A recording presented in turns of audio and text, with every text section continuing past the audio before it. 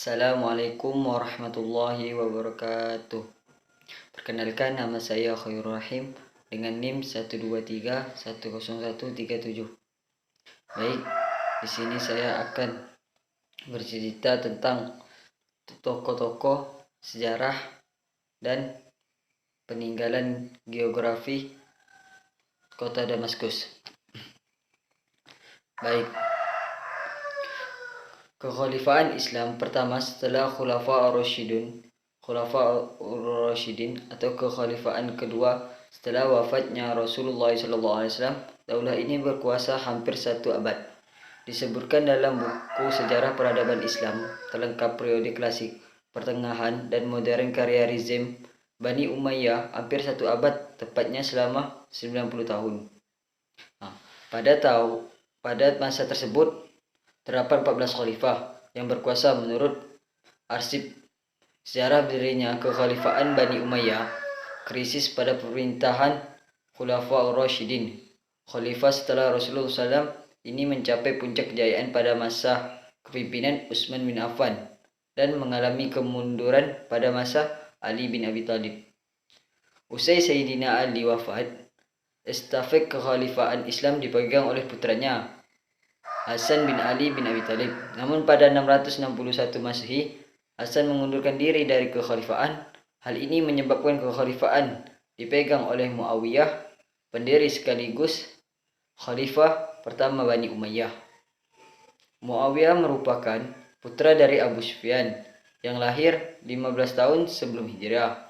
Disebutkan dalam Ilmi Al-Islam fil Asri Umayyah atau edisi bahasa Indonesia, Bangkit dan Runtuhnya Khalifah Bani Umayyah, karya Abdul Syafi Muhammad Abdul Latif. Menurut riwayat masyhur, Muawiyah bin Abu Sufyan masuk Islam bersama ayah dan saudara laki-lakinya Yazid serta semua orang Quraisy dalam Fathul Makkah atau menaklukkan kota Makkah. Ibnu Katsir dalam kitab Al-Bidayah wa An-Nihayah menyebut Muawiyah memiliki nama panggilan Abu Abdurrahman bin Abdurrahman dan dijuluki Khalil Mukminin, paman orang-orang yang beriman, dan Katibul Wahyi Rabiul Alamin, pencatat wahyu Tuhan semesta alam.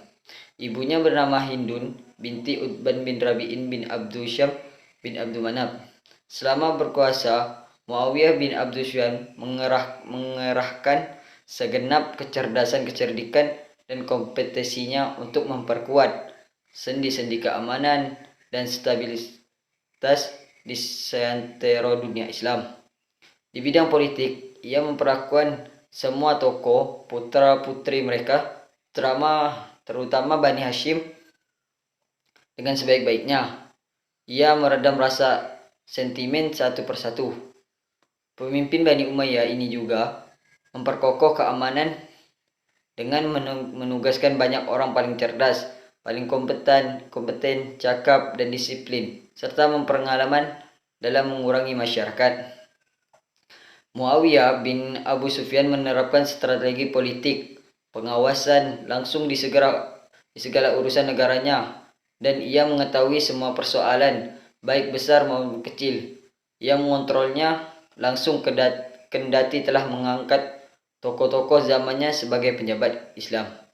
Sejarah mencatat Damaskus dengan tinta emas lantaran posisi dan perannya yang signifikan yang menjadi pusat pemerintahan daulah muslim di luar Jazirah Arab.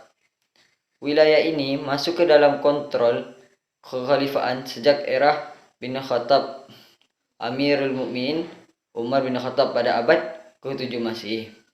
Pesona kota ini pertama-tama memukau karena wataknya masyarakatnya, seperti dicatat seorang pengelana yang masyhur asal Moko, Ibnu Batutah 1304 sampai 31 Masehi. Saat menyambangi Damaskus, ia begitu kagum melihat kehidupan sosial setempat. Penduduk lokal menunjukkan sifat-sifat dermawan dan pemurah. Pihak penguasa pun menyemarakan kemurahan hati itu melalui berdirinya sederajat lembaga-lembaga amal. Tiap institusi itu meringankan beban orang-orang yang tak berpunya dan membutuhkan bantuan, termasuk musafir yang melintasi kota ini. Dinasti Umayyah didirikan oleh Muawiyah bin Abu Sufyan atau Muawiyah, gubernur Syam pada masa pemerintahan Umar bin Khattab dan Utsman bin Affan pada 661 Masehi.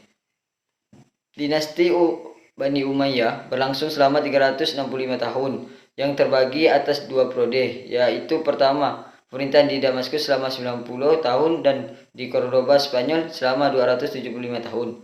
Pemerintahan dinasti Umayyah berakhir dengan meninggalkan sejumlah bangunan bersejarah.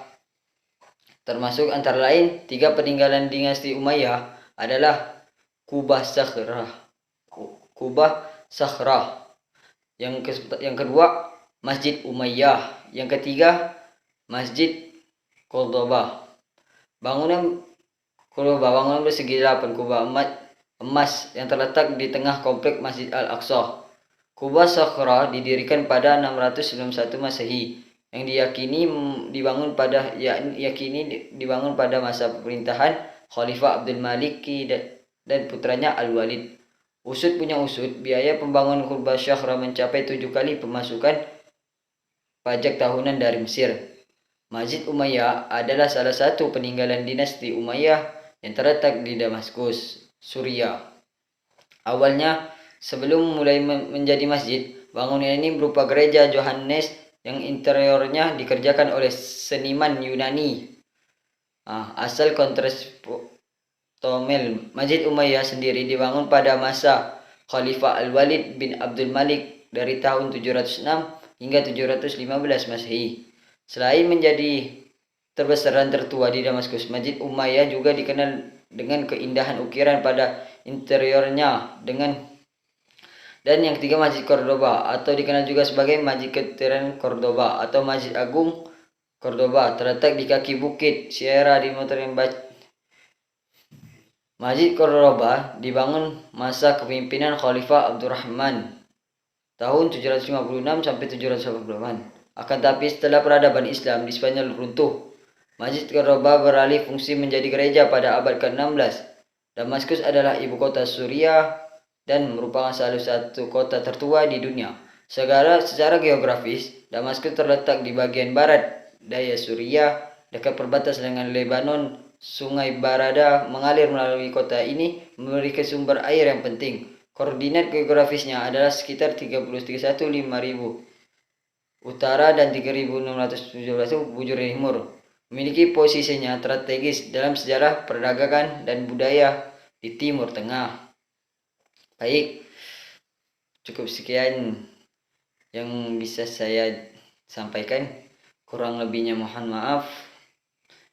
Wabillahi taufiq wal hidayah. Assalamualaikum warahmatullahi wabarakatuh.